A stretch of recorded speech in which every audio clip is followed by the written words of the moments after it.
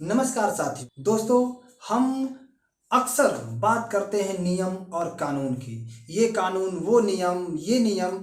दोस्तों, वास्तव में ये नियम और कानून अगर राष्ट्र स्तर पर, राज्य स्तर पर, ग्रामीण स्तर पर बनाए जा रहे हैं तो कहाँ से बनाए जा रहे हैं, इसका भी तो एक स्रोत होगा। तो दोस्तों, आज मैं इसी स्रोत की बात करूंगा जिसका नाम है राज्य के नीति निदेशक तत्व, यानी कि directive principle for state policy. दोस्तों, यह एक ऐसा तत्व है जिसको केंद्र में रख करके, मूलभूत आवश्यकता में रख करके हमारे देश में कानून का निर्माण होता है। यह प्रशासकों की आचार संहिता कहलाती है।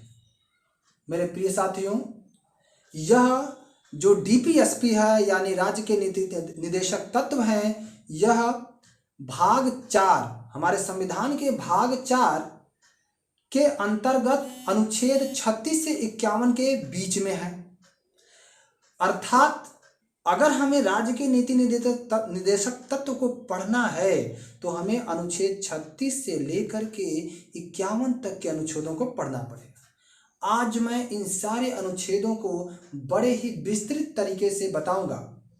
दोस्तों, जो हमारे लिए यह नीति निदेशक तत्व है, यह भारत के लिए, राज्य के लिए अथवा गांव के लिए कोई भी नियम बनाने में महत्वपूर्ण भूमिका अदा करता है।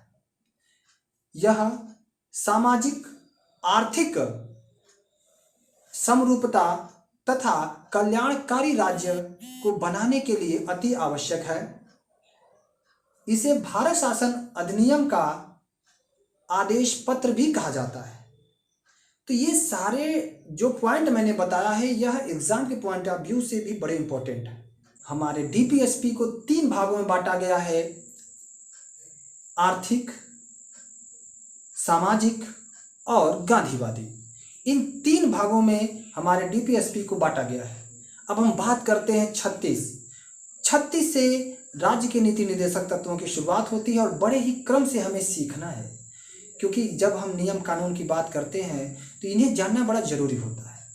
36 में कहा गया है कि इसके अंतर्गत यानी राज्य के अधीन केंद्र प्राधिकारी तथा स्थानीय प्राधिकारी भी सम्मिलित होंगे, यानी राज्य में जो भी काम होगा उसके अंतर्गत केंद्रीय और स्थानीय प्राधिकारी सम्मिलित होंगे और इसमें राज्य की परिभाषाओं को दिया गया है। बात करते हैं अनुच्छेद 37 की, तो 37 में कहा गया है कि भाग 4 यानी डीपीएसपी अर्थात राज्य के नीति निदेशक तत्व को न्यायालय में बाध्यता नहीं दी जा सकती। दोस्तों, अनुच्छेद 38 कहता है कि राज्य का यह कर्तव्य होगा कि वह लोक कल्याणकारी राज्य की स्थापना करे। अनुच्छेद 39 कहता है कि एक समान कार्य के लिए समान वेतन का उपबंध होगा, अर्थात जो महिला अगर वही काम करे या पुरुष कर रहा है, दोनों को एक समान वेतन मिलना चाहिए। और हमारे सरकारी ऑफिस में यह होता है, समान कार्य के लिए समान वेतन। अगर एक महिला टीचर है उसको भी उतना ही वेतन मिलेगा जितना कि एक पुरुष टीचर को मिलता है। अनुच्छेद 40 की बात करें दोस्तों, ये बहुत ही महत्वपूर्ण है। इसमें ग्राम पंचायतों का गठन है।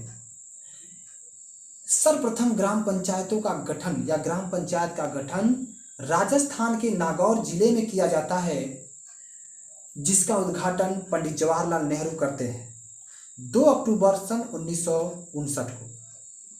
और दोस्तों, मैं बता दूं कि यह बलवंत राय मेहता समिति की अनुशंसा पे लाया जाता है। आज भी नागालैंड में ग्राम पंचायत नहीं है या पंचायती राज व्यवस्था नहीं है। दोस्तों, अब हम बात करते हैं अनुच्छेद 41 की। तो 41 कहता है कि कुछ दशाओं में काम, शिक्षा तथा लोक सहायता पाने का अधिकार होगा, यानी राज्य का कर्तव्य है कि सबको क्या करे, काम दे, सबको शिक्षा दे। इसीलिए मनरेगा लाया गया, प्राथमिक विद्यालयों में निःशुल्क शिक्षा लाई गई। दोस्तों, अनुच्छेद 42 के अंतर्गत काम को न्याय संगत बनाने के लिए महिलाओं के प्रसूताकालीन अवकाश की व्यवस्था की गई है। दोस्तों, आप पता करेंगे तो पता चलेगा कि हमारे देश में महिलाओं को 6 महीने का प्रसूताकालीन अवकाश भी मिलता है, जिसमें काम न करते हुए भी उनके लिए वेतन का प्रावधान किया गया है, यानी कि उस अवकाश के दौरान भी उन्हें वेतन मिलता रहेगा। अगर हम 42 की बात करें तो 4 और 2 को जोड़ दीजिए, 42 का 4 और 2 को आपस में जोड़िए तो 6 होता है, यानी 6 माह के लिए महिलाओं को प्रसूताकालीन अवकाश दिया जाता है। जब हम बात करते हैं 43 की, अनुच्छेद 43 कहता है कि मजदूरों को निर्वाह मजदूरी एवं कुटीर उद्योग को प्रोत्साहन। 43A कहता है श्रम उद्योग मंडल में श्रमिकों की भागीदारी। भाई 43 में आपने जब कुटीर उद्योग को प्रोत्साहन किया, मजदूरों को निर्वाह मजदूरी दी, यानी जीवन जीने योग्य मजदूरी दे दिया, तो वो काम बहुत अच्छे से करेंगे दोस्तों। और जब काम अच्छे से करेंगे तो जाहिर सी बात है कि आपका कुटीर उद्योग एक बड़ा सा उद्योग बनेगा और उस उद्योग मंडल में आपको देना पड़ेगा श्रमिकों को भागीदारी, जो 43A कहता है। 44 यानी दोनों अंक समान हैं, 4 और 4, तो यहाँ पर एक समान सिविल संहिता है दोस्तों, और इसे लागू करने वाला पहला राज्य है गोवा। अनुच्छेद 45 की बात करें तो 6 वर्ष से कम उम्र के बच्चों के लिए निःशुल्क शिक्षा की व्यवस्था करना भी राज्य का कर्तव्य है, अनुच्छेद 45 में कहा।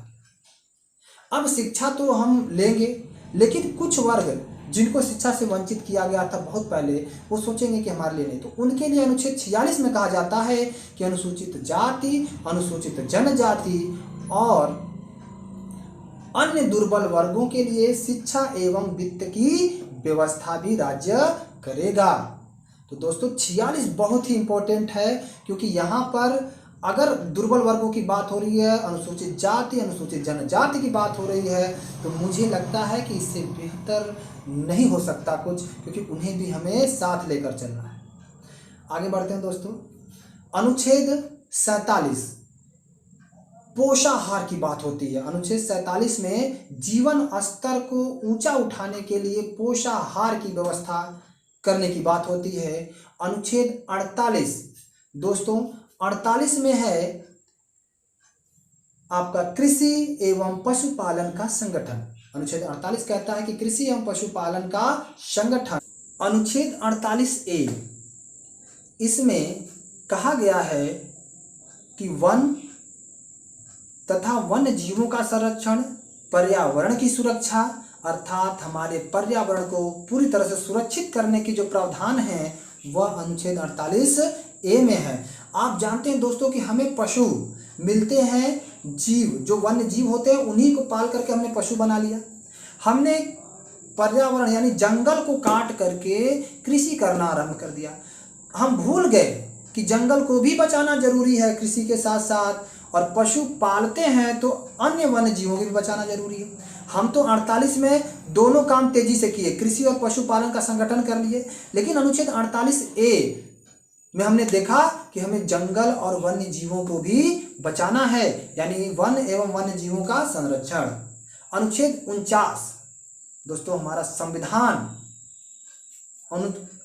जो है 1949 में बन करके तैयार होता है, तो उसी समय इसमें डाल दिया जाता है 49 में, ध्यान रखिए याद करने के लिए मैं बता रहा हूं।